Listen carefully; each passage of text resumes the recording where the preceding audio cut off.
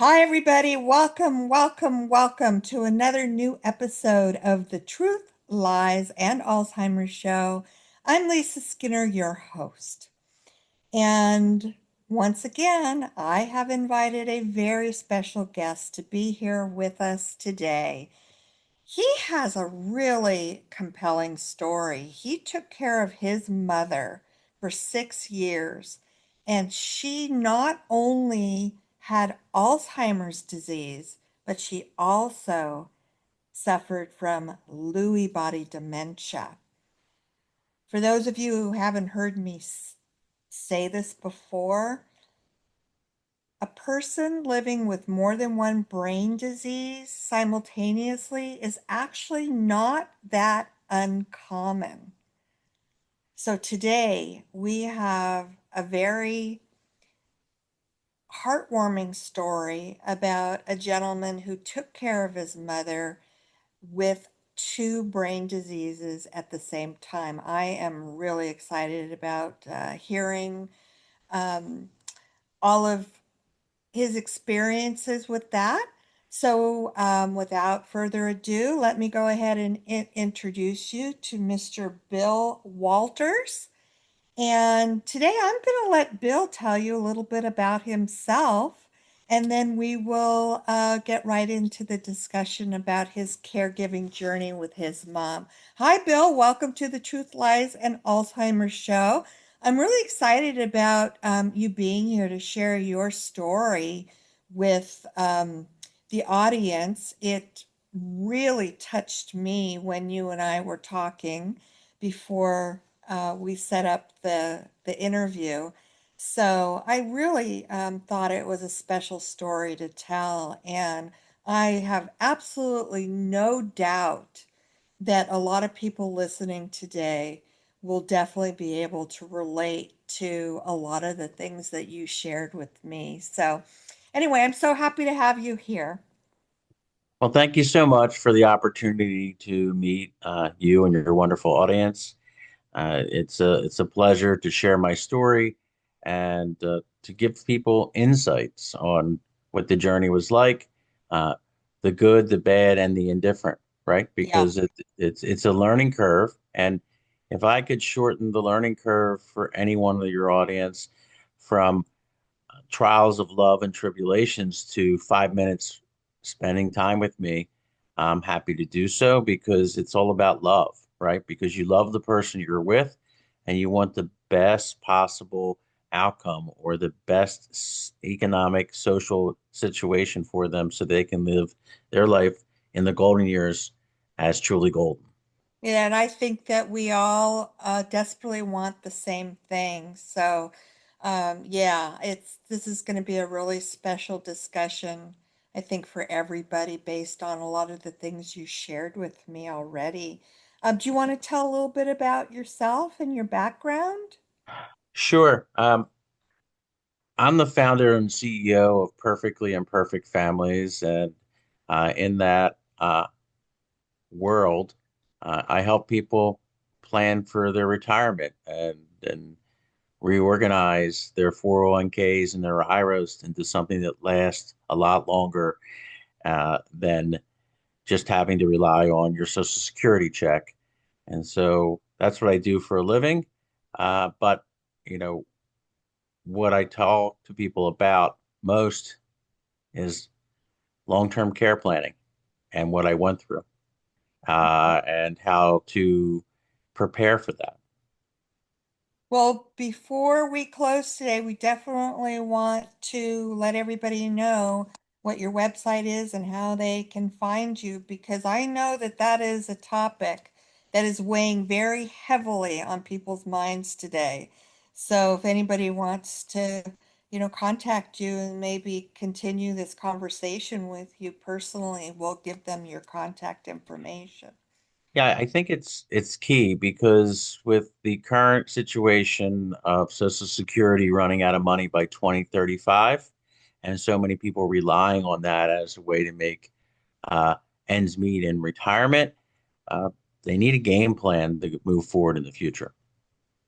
Without a doubt. And There's so many baby boomers that are trying to make that happen now, but it's a scary proposition for a lot of people. So, yeah, glad to know that there are people like you out there that might be able to help guide the way with that. So, let me ask you a question. Were you seeing signs and symptoms of cognitive decline in your mom prior to her being diagnosed with the two brain diseases that she apparently had, the Lewy body dementia, along with Alzheimer's disease? What were you seeing prior to actually, you know, being compelled to take her to the doctor? So, uh, my mom was pretty sharp and on her A game. She would repeat some stories, in the same conversation, but it wasn't at an annoying level or rate, and it was it was just a repeat. So it really didn't kick in until my dad was on his deathbed and grabbed my forearm and said, "Take care of mom." And I said, "Yeah, Dad, I got this." And then he leaned up and really grabbed my forearm, the stern grip, and he said, "I said, take care of mom." And I said, "Yeah, Dad, I heard you the first time. I'm going to take care of mom." Now, I didn't know what that meant, right? But upon his passing, my mom aged on physical appearance side 10 years in a week, because her life, they were married for 60 years and they did everything together. They talked on the phone together. If they were talking to me, one was on one phone, the other was on the other line. They they did they didn't do anything separate. They were like best friends. So she lost her best friend and she just aged, right? Quick. And we went in for her to our heart doctor first, and uh, because she had aortic stenosis, and it was not operable based on her age. And I was warned about how it was going to progress at that point, and then I was referred to what we commonly call an elderly care doctor. And it's that time that she was diagnosed with, not from her general practitioner, but by an elderly care doctor, that she had both. Now, this was a process of elimination. They just basically um, went through a series of things that it might be, things that it could be, and when all of those possibilities were eliminated, then they just whittled it down to, well, Two. how did they kind of make the determination that she was living with two different brain diseases at the same time? So I don't know. Have you ever seen what they do for the cognitive tests Oh and yeah. how that? Oh Yeah. yeah. So based on the results from the cognitive test and remembering things in sequence and saying things and then having them repeat it back and then a time delay of repeat it back and things like that, they used an analysis from when we went on an appointment prior to my dad's death, just to get a baseline because I was on top of I was on top of what I thought was happening, which was with the repeating of memory, and we just had a baseline at that point. And then we saw what the baseline was after his death, and that's really what brought the beginning of the onslaught of both diseases, as I call it, or the downgrading of a once sharp accounting mind. So, your first indication that there was something possibly cognitively happening with your mom was the repeating questions and stories in the same conversation. Yeah, within a half hour, repeating the same story. Okay. Um, So she was Eh, already in her mid stage when that happened, because that behavior typically shows up mid stage. And before that, as I've talked about so many times on this show, it's so difficult to um, really differentiate between normal aging process and an actual brain disease causing the symptoms. And that is one of the most common things that we see is when they start repeating themselves. But it typically doesn't occur until about mid stage, when most people say, okay, I've gotta make an appointment with the doctor. And then they start doing all the tests and narrow it down to one of the 200 brain diseases that we know of that cause dementia. So this is really very consistent.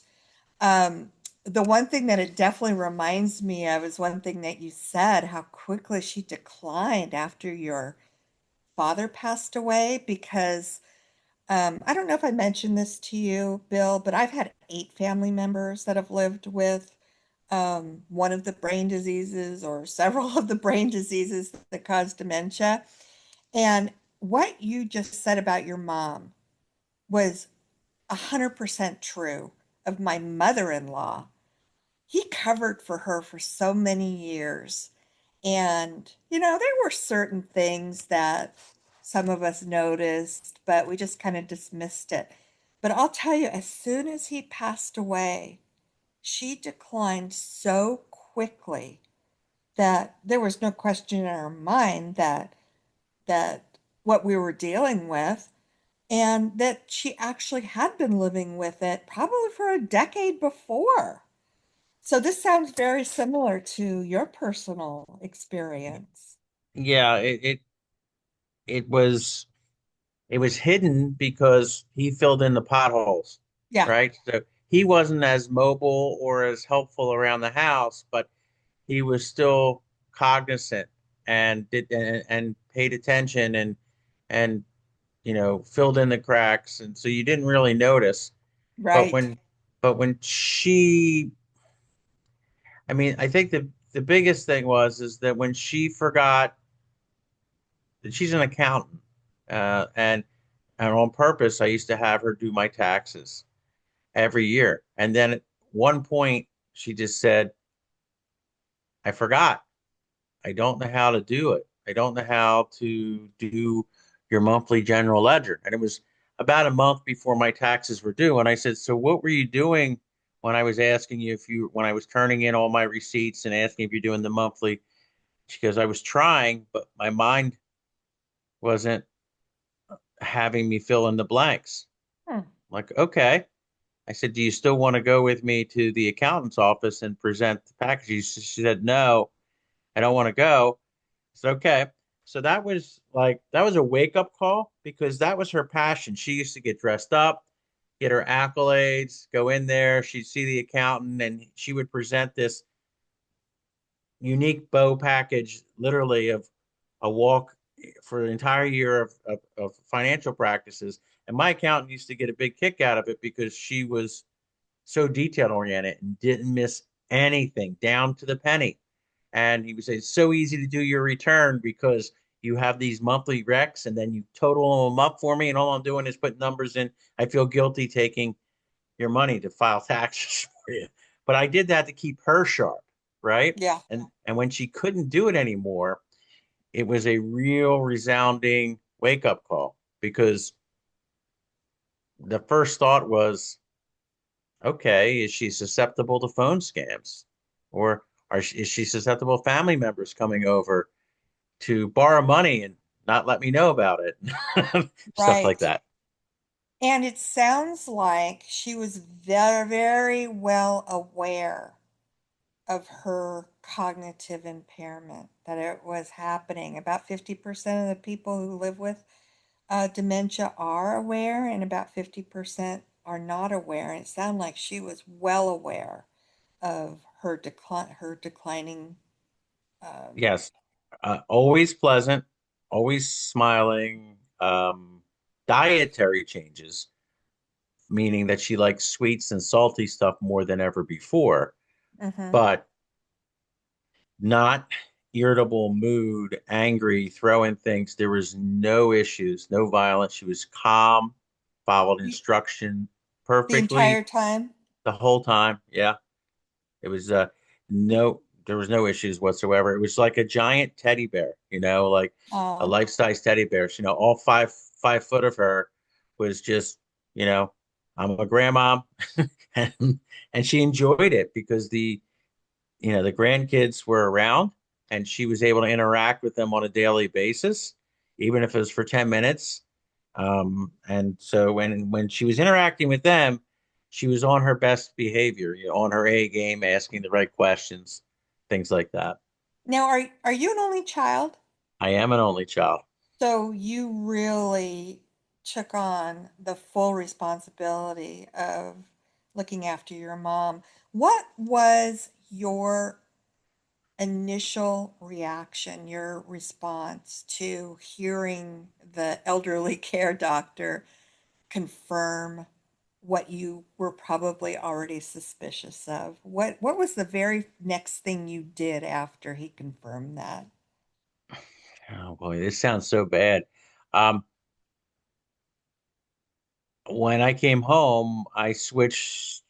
My house had a fourth room that I called a library, and I switched that library to her bedroom and put it on the first floor and bought a mattress cover that was waterproof because I knew what was coming because I was reading the books.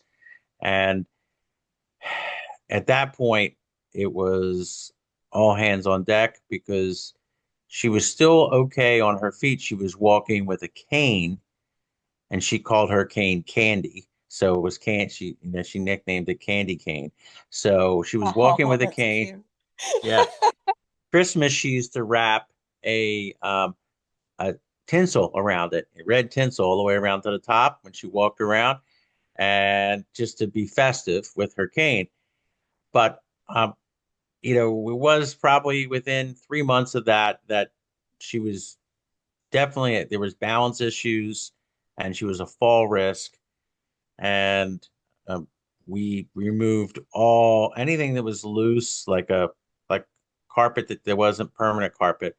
We had to install hand and lift rails in and throughout the house and in the bathroom to push up from. And then we installed what I call the world's ugliest rope and instead of where the towel used to hang, we drilled into the wall and gave her a rope so that she could pull herself up on the rope to get off the toilet if she didn't have the strength to push down to lift herself up off the toilet, or she would call us. But Oh, what she a still, great idea. yeah, yes, So, considering your background and the fact that she was an accountant, did your family, prior to the diagnosis, already have all your legal documents in place for POA and all the different documents that are available out there? Or was that still something that you had to kind of scramble and take care of after your diagnosis? so um, when my dad passed, I went in and became a co-signer for the safety deposit box as well as her checking account. And then all the checks had to be dual signed. Um, at that point, um, we changed the power of attorney uh, once she was diagnosed pretty quickly and had that done within 5 days. So it was updated. The medical care directive and the financial care directive I was in charge of, but I still let her write her own checks until her writing became illegible because she wanted to pay her own bills. So, Good. Okay. yeah. So you really allowed her to stay as independent as you possibly could for as long as you possibly could. Yes, we had some scares along the way, but yes. Tell us about those. So, my mom was very diligent about taking her medicine. and she would take it every day. And one day I noticed that Tuesday, and it was Tuesday, that Tuesdays, Wednesdays, and Thursdays morning pills were already taken, and it was 11 o'clock in the morning. So I asked my mom if she took her medicine. She goes, I think so. I said, you think so? Okay. Um, I said, what did you take them with? She goes, water. And I said, okay, where's your glass? Oh, I finished it. Now she never finishes a 16-ounce glass of water in the morning. She's 4 ounces here and there. All the water was gone. So it's poured out for her and it was empty. So I knew that she drank and took her pills. And so she took 3 times the amount that she was supposed to take. And it's medication. So I had to get online with the poison hotline and then read off of everything. And so for the next 24 hours, I had to keep her awake. I wasn't allowed to let her sleep. So I had to call out of work, and then I kept her active and awake for 24 straight hours until all the medicines wore off, and then she then could go and to bed. So essentially, it was a long 24 hours. I was really concerned Of course. because some of it was heart medication, some of it was for blood thinners and other things that she was on 6 different medicines at the time. So after that, you had to monitor her, administration of her medications. So we did something different. Um, we we created a system, and it's a notebook. It's a loose leaf notebook, and we would photocopy a day in the life of my mom. And so it would be the day's date. We would weigh her. We would do her pulse ox, where she'd stick her finger into get the pulse ox reading. We Hmm. would write down what she had for breakfast. And then right after she had breakfast, she would take her medication. And so we would, on a Sunday, allocate the medication for the week. And we had a personal care assistant come in and place the medicine in front of her. And then we watched her take it, okay, and swallow it.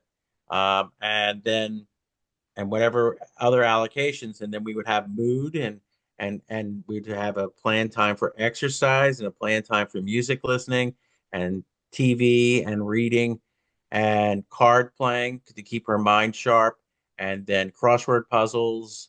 And then she was eligible for, we got her physical therapies that would come in twice a week to keep her nimble. But the physical therapy was fun because it was like balloon play is what I call it. They would have a balloon, they would play like volleyball back and forth. So we had Uh-huh. activities, and then I lined up twice a month senior trips for her, where her and her caretaker or myself would go with her on a trip with other seniors to see an event, or to see a show, or to go on a train ride and do fun things so that she would interact with other seniors besides going to church. And then she also had a friend from church that every Wednesday, because it was senior day, this lady was still driving in her 80s, would pick her up.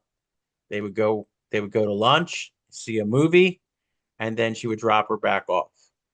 So, Well, it certainly, if I'm hearing you correctly, it certainly sounds to me like you had her on a routine that you stuck with. yep. How did you know to do all these things from the books that you mentioned that you read? Because most people aren't aware of really how to organize a person's life to just really help maximize their greatest potential, um, unless you've been taught that or you borrowed all this information and put it into place from the research you did.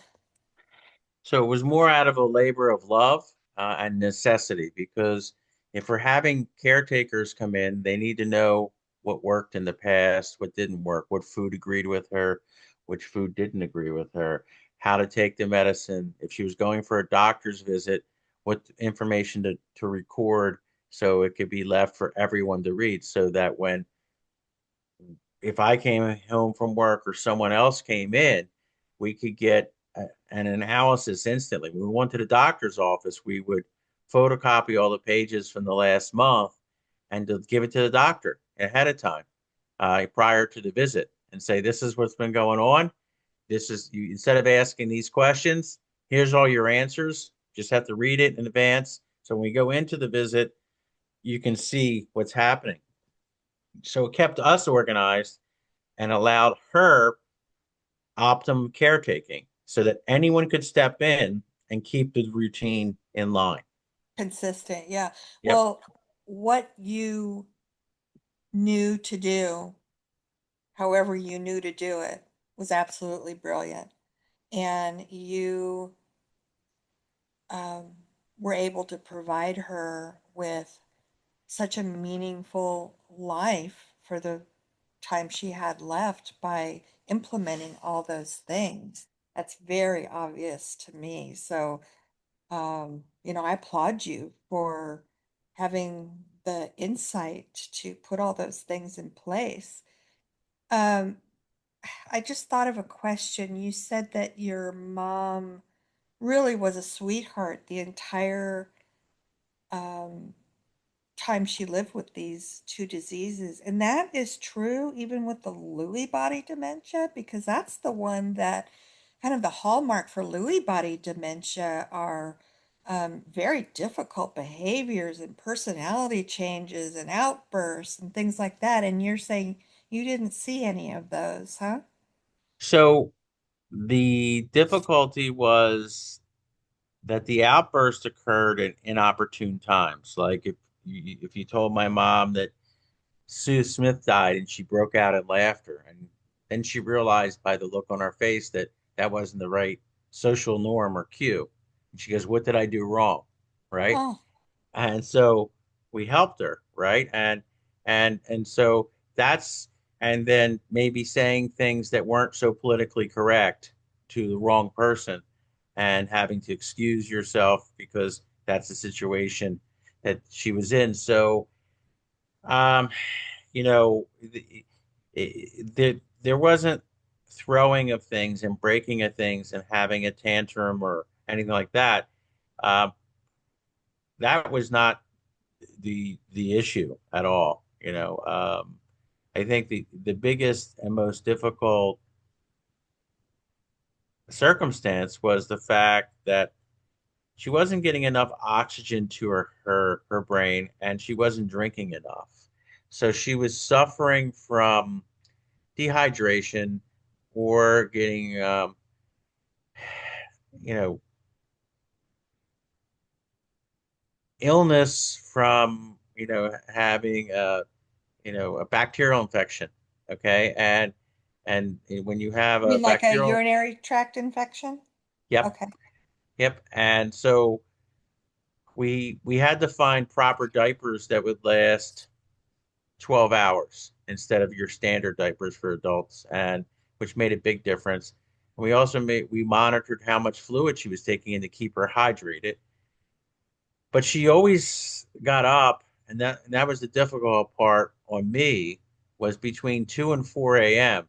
And I had a bed alarm on, and we had a guard on the side of the bed so that the moment she got up out of bed, the alarm went off, and I knew I had to sprint downstairs, open the door to the thing, and meet her while she was walking to go to the bathroom.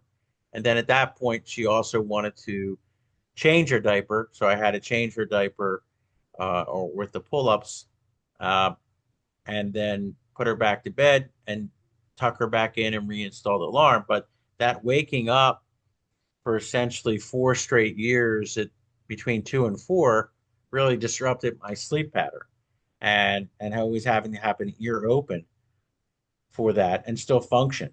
Right. And then the weekends it was, we didn't have coverage. It was just left on me. So so if I was going someplace or to an event, she was going as my third child, essentially, and went everywhere. So Oh my goodness. Um, what a what a very challenging situation that posed for you. And for those of you who might not be aware, I'm sure some of you are, some of you aren't, what Bill and I are talking about as far as the dehydration and the urinary tract infections, these are very, very common situations that we deal with on a regular basis, not just for elderly persons, but what throws a wrench into the mix is when you add dementia when you factor dementia into it, not only could she not communicate to Bill that what she was drinking or that maybe she was experiencing discomfort with the infection. But a lot of times people who live with dementia aren't even aware of their thirst. And it is so important to keep um, not just elderly people hydrated regularly, because it's very dangerous for them to become dehydrated, but then trying to also determine, as the person with the healthy brain, if they are um, receiving enough fluids to keep them hydrated. So, this is one of the biggest challenges that we face when we care for people with dementia. Would you agree with that statement, Bill? 100%. The hydration is very important. The bathing every other day is extremely important, and then monitoring the input, because what happens when you get dehydrated is you start seeing things that aren't there, like spots or spiders or things like that. And then Right. sometimes she would hear voices. She would say, "The Italian men are playing bocce ball again." So instead of arguing with her, I would just say, "Well, what are they saying?" She goes, "All right, I'll tell you." And then she would tell me this story going back and forth, what they were talking about.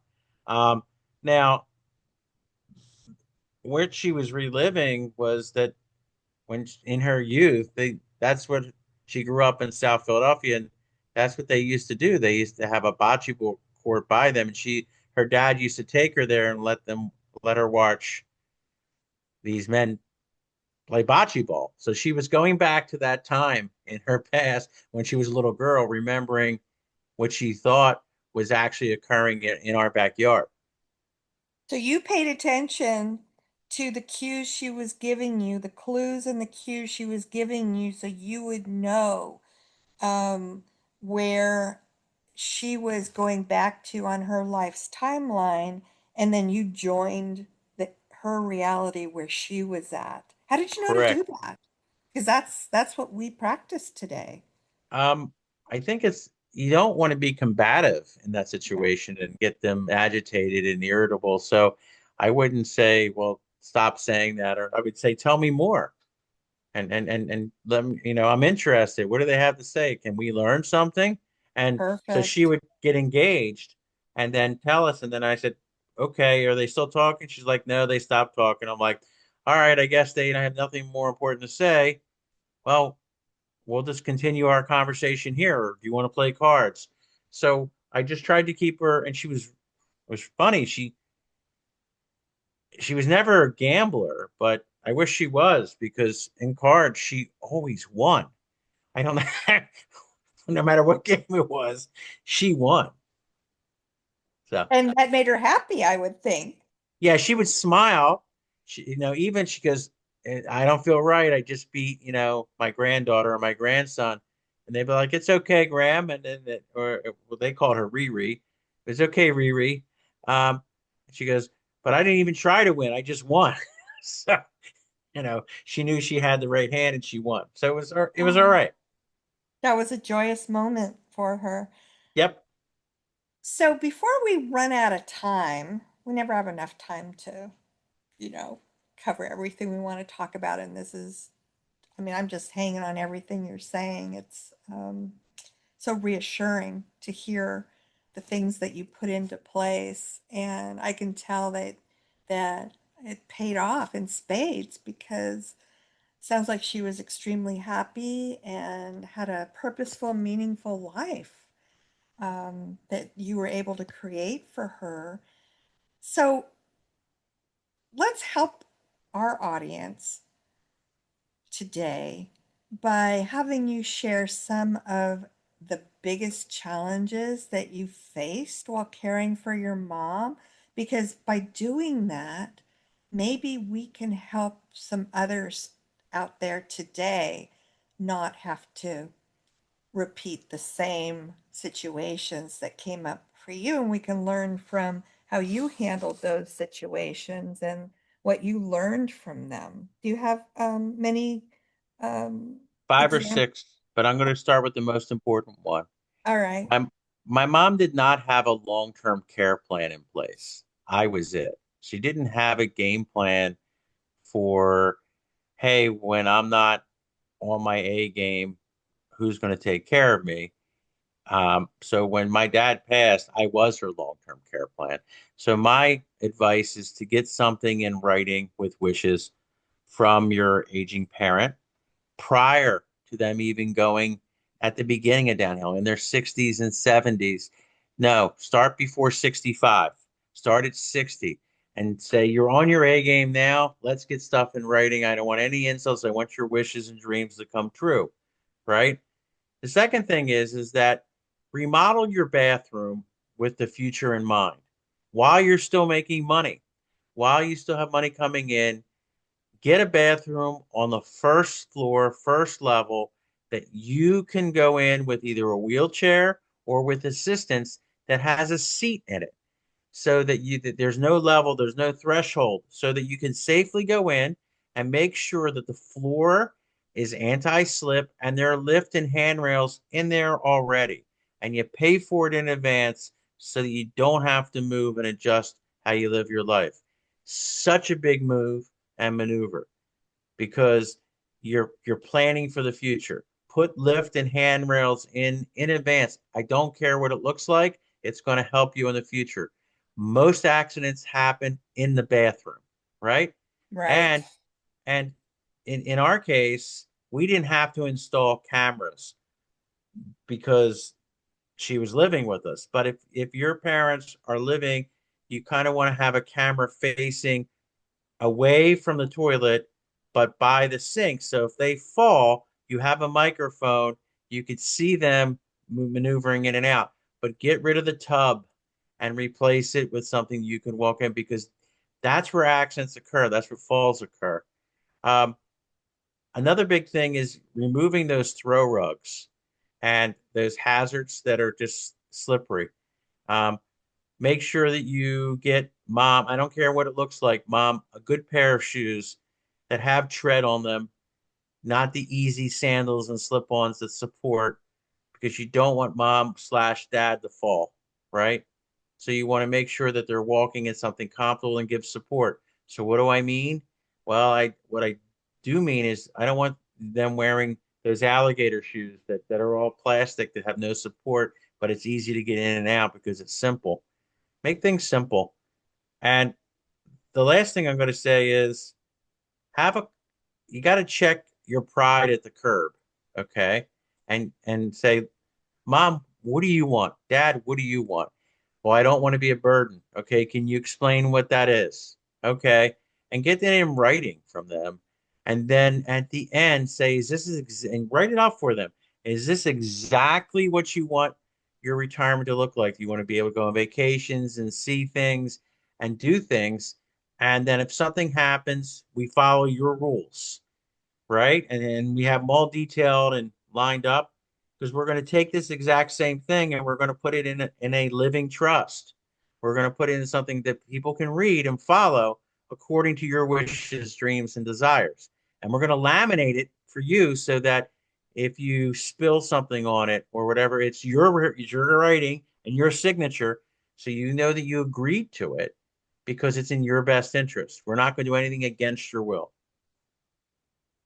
Wow, I just love everything you're telling us, and to have the insight to get all of these things taken care of in the beginning,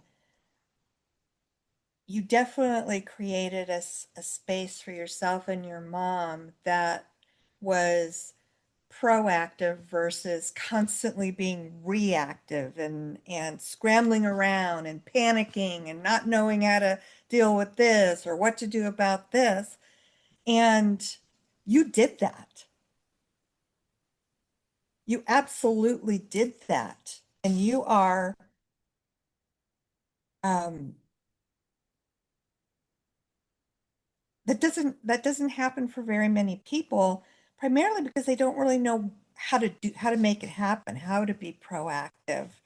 And so I'm going to ask you kind of I don't know, a difficult, maybe a difficult question, maybe not. But do you think if you hadn't had all of the things in place that you had in place, your entire caregiving journey with your mom would have been so much different from the way it turned out? Um, and it could have, been a situation that was fraught with, constant conflict and distress. And do you ever kind of, reflect back on that? And because I think this is a really important thing for people to be aware of and to understand that the life with a loved one, how, no matter how much your involvement is as the primary caregiver or you're just visiting, can be very chaotic and very stressful for everybody. But as you experienced, Bill, it didn't have to be that way because you had everything in place once you found out her diagnosis. So, what's your response to what I just said? Despite having everything in place, we hit a lot of speed bumps in the highway of life. When you have to rely on others for caretaking, suddenly their car breaks down, or they can't make it, or there's a problem uh, with that. You have to adjust and roll with the punches, and so it's still a challenge. But to get organized, the key thing is to get organized and think what you need, right? And to write things down and create a chart. And once you create a chart of needs, or you can always add to it, and it's going to help you, right? So Well, as it's you're going to not have to e adjust it too as they progress through the right as it gets dementia. worse, right?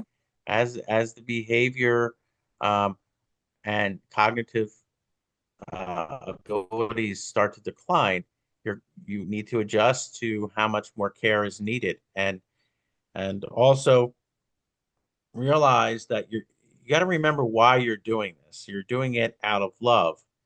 They loved you first and raised you, and even if your childhood wasn't roses and unicorns, right?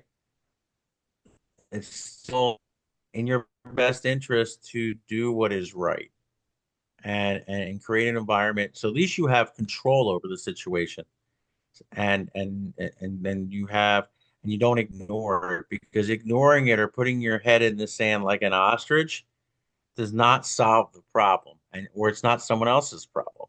It's yours to solve, so solve it. In my case, I didn't have anybody. I didn't have a brother or sister, but I see a lot of my friends where, a brother in South Carolina and a sister in California, and they're saddled with the responsibilities of an aging mom, and they'll stop in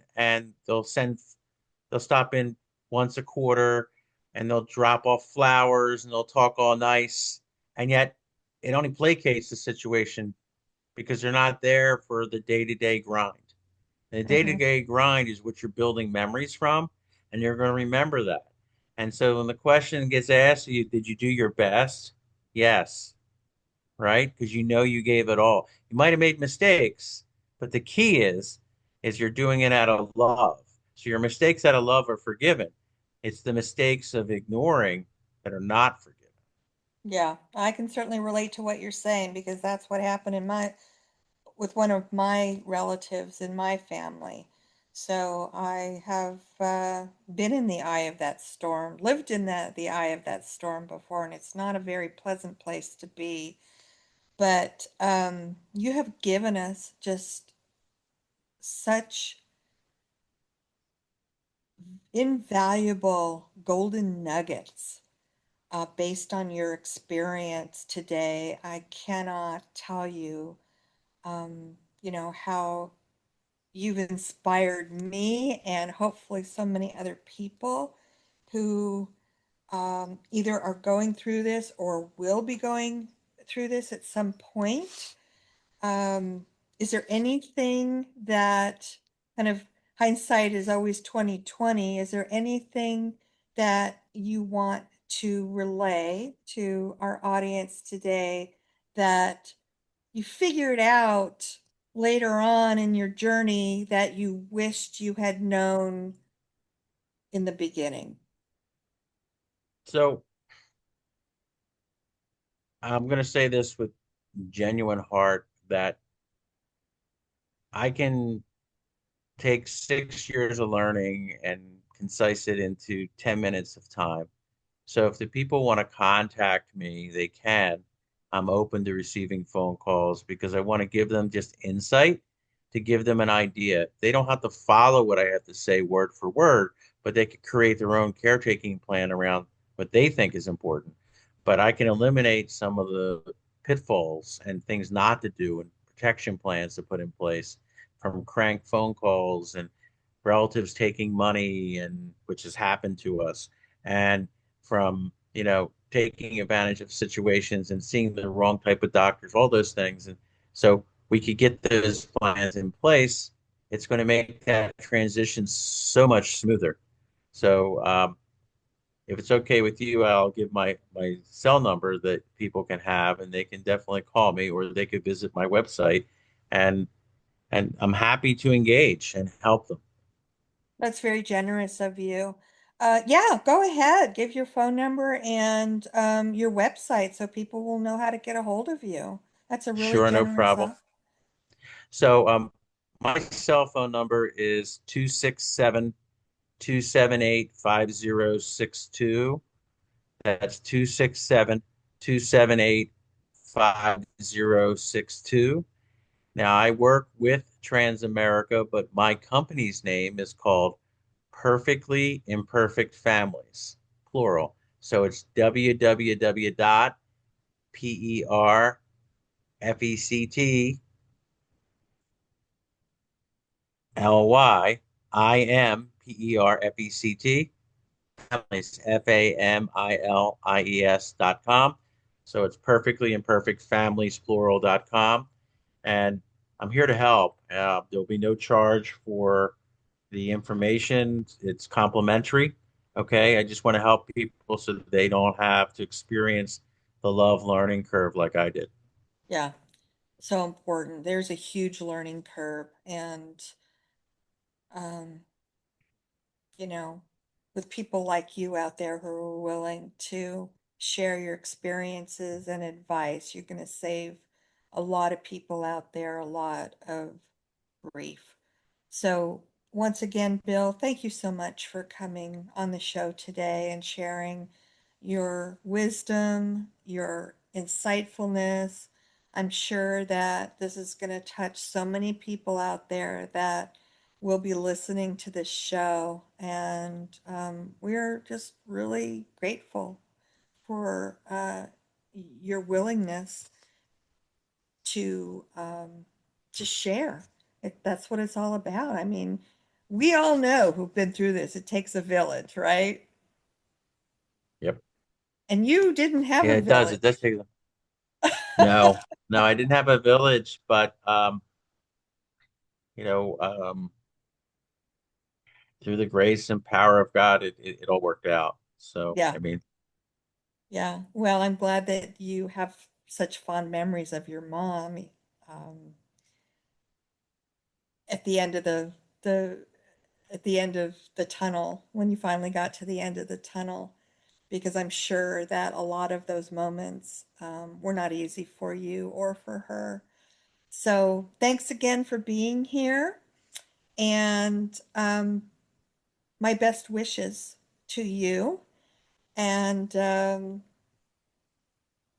thanks again for your commitment and your dedication and your generosity and helping other people through this, through what we in the dementia world will call their journey. Thanks again. Well, thank you for being such a kind host with such an open heart and giving me the opportunity to share my story. I appreciate it, and blessings to you and all your friends and family. You're very, very welcome. It's been a pleasure having you here. So, this will wrap it up for this edition of the Truth, Lies, and Alzheimer's Show. I'm Lisa Skinner, your host, and I will be back next week with another new episode of the Truth, Lies, and Alzheimer's Show. In the meantime, please take care of yourselves and have a great rest of your week, and we'll see you back next week. Thanks. Bye bye for now.